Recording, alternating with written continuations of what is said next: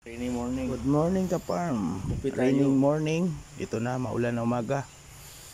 Kape tayo mga ka-farm. Ingat-ingat, be safe always. Andyan, update sa mga pato. Sus, di magkuhan. Yung mga pato na yan. Walay Ambisyoso yung mga pato na yan. Update, pakainin. Yan. Update sa manok guys. Yan ang manok guys. Mayroon ng mga sisiw. Nilagay ko yan sa bakag kasi kuan. Dragon fruit guys. Yan ang dragon fruit ko. Dragon fruit natin ano. Update sa dragon fruit.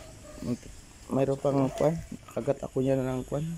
Tinig yan. Update ng coconut. Dwarf na coconut. King coconut. Mula sa Davao. Yan ang king coconut guys.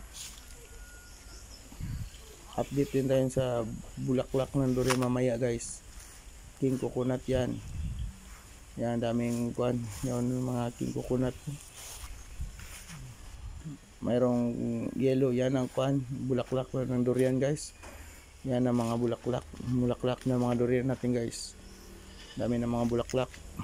Update. Mayroon ng mga bunga maliliit. Mga next day siguro mag-spray na ako guys para fungicide. Thank you for subscribing. Ingat tayo. Update lang ako sa mga prutas dito. Mga luya natin na harvest na.